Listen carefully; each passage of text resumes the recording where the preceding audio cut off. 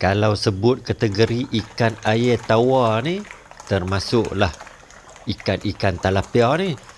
Bagi pemakanan untuk ikan tilapia memang mudah. Tidak memilih dan tidak cerewet untuk pemakanan ikan tilapia ni. Tapi kalau dalam ternakan, kita seharusnya paling mudah pelet tilapia lah. Untuk pembesaran yang optimum, pelet tilapia menjadi pilihan.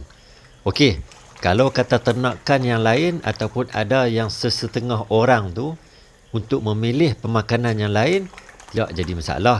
Boleh juga asalkan ikan tilapia ni tetap juga hidup.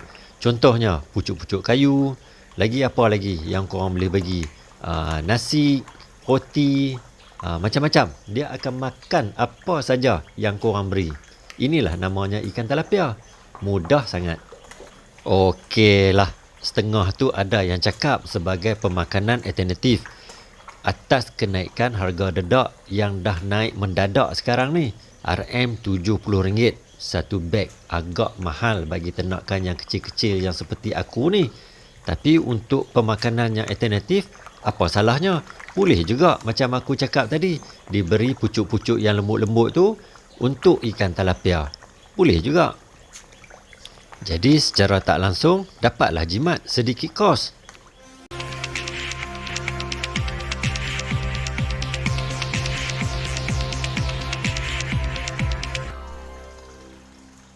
Assalamualaikum dan salam sejahtera. Welcome back to my channel Zulkifli Haji Ali. Kita berbincang lagi, kita sembang-sembang lagi secara santai-santai untuk ternakan ikan tilapia. Ada satu permintaan sebenarnya daripada rakan YouTube kita ni dekat bawah komen tu. Dia minta aku tunjuk cara aku beri makan ikan tilapia ni dengan pucuk-pucuk ubi kayu dan pucuk-pucuk kangkung ni. Jadi mungkin ada setengah yang pernah lihat, ada yang setengah hanya dengan cerita saja ikan ni boleh makan pucuk-pucuk ni. Okey, hari ni aku nak kongsi dengan korang. Betulkah yang tilapia ni boleh makan pucuk-pucuk ni? Ini ialah kangkung. Sedap kangkung ni, aku suka. Dan ini ialah pucuk ubi kayu. Sedap dia buat ulam, memang terbaik.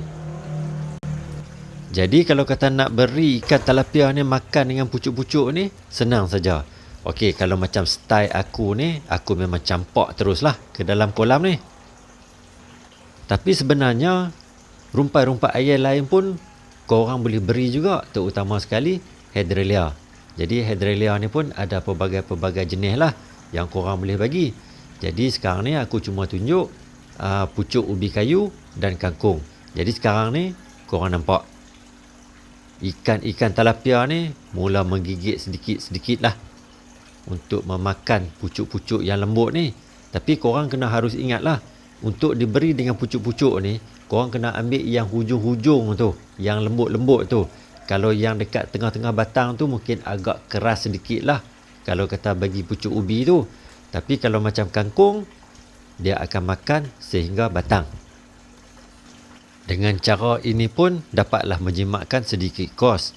Tapi lebih baik diberi kepada pelet-pelet tilapia tu. Jadi untuk tambahan protein sampingan, boleh juga digalakkan yang macam aku tunjuk ni. Dengan beri pucuk-pucuk ubi kayu, kangkung, Hydrilla dan apa saja pucuk-pucuk yang dirasakan agak lembut boleh diberikan kepada ikan tilapia ni. Jadi sekarang korang tengok ikan tilapia ni mula makan pucuk-pucuk ubi kayu ni. Jadi mungkin ini adalah habitat dia yang sebenar dululah, duduk di dalam kolam tu.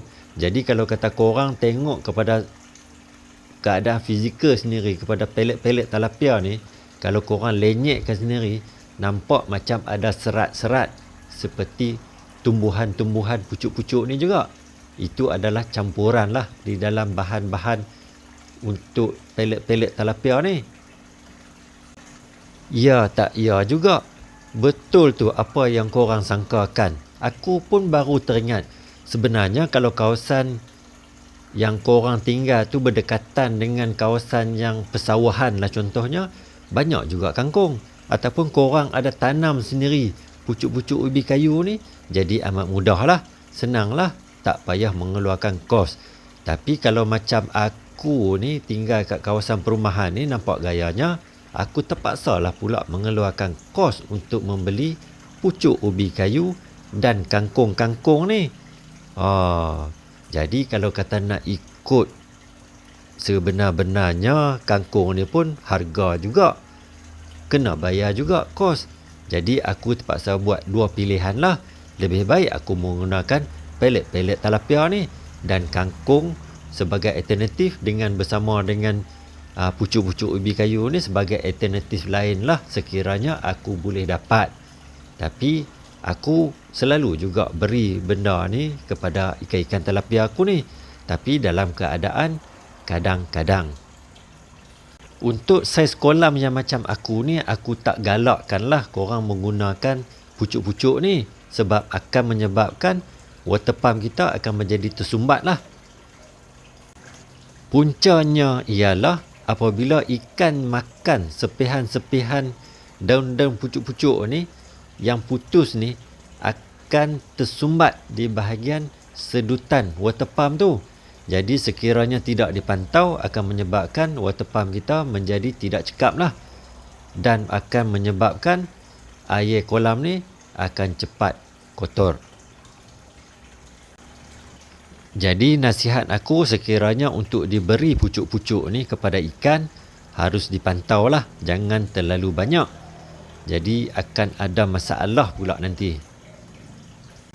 Sebenarnya ternakan kita yang kecil-kecilan ni ataupun taklah sama dengan ternakan di tempat lain yang secara komersial ataupun secara besar-besaran. Jadi ada risikonya. Macam aku cakap tadi, agak memudaratkanlah juga jika diberi pemakanan sebegini berlebihan di dalam kolam yang kecil-kecil yang macam aku ni. Tapi banyak dipraktikkan di kawasan kolam-kolam tanah yang besar-besar tu, banyak diberi makan dengan pucuk-pucuk ni kepada ikan-ikan talapia. Jadi seperti yang macam kangkung ni, aku ada buat stok lah sedikit. Selain untuk diberi kepada ikan talapia, aku berikan kepada lobster air tawar aku ni di kawasan belakang rumah. Okey, kalau korang tanya aku yang mana lebih talapia suka di antara kangkung dengan pucuk ubi kayu ni, jadi jawapan aku ialah kangkung lah, sebab kangkung ni lebih digemari oleh ikan talapia dan lobster. Jadi macam pucuk ubi kayu ni, korang kena ambil yang betul-betul yang lembut, baru ikan talapia ni akan makan. Jadi kangkung ni ada satu kelebihan lah, sekiranya terendam di dalam air akan lebih tahan lama. Jadi korang tak perlu risau lah sekiranya di dalam kolam korang tu adanya lebihan-lebihan kangkung-kangkung ni yang tidak dimakan oleh ikan tu, korang tak perlu buang secara cepat lah. Korang boleh biarkan dulu, kerana kangkung-kangkung ni akan tahan sehingga beberapa hari di dalam kolam tu. Jadi aku rasa setakat ni dulu perkongsian aku dalam video ni tentang ikan talapia makan kangkung dan pucuk ubi kayu. Okey, korang boleh bantu aku dengan satu like dan satu subscribe. Sekiranya ada komen, korang boleh tulis komen dekat ruangan komen dekat bawah tu. Semoga kita jumpa lagi. Sebelum tu aku nak ucapkan banyak-banyak terima kasih pada korang, banyak support dalam channel aku ni. Assalamualaikum dan salam sejahtera.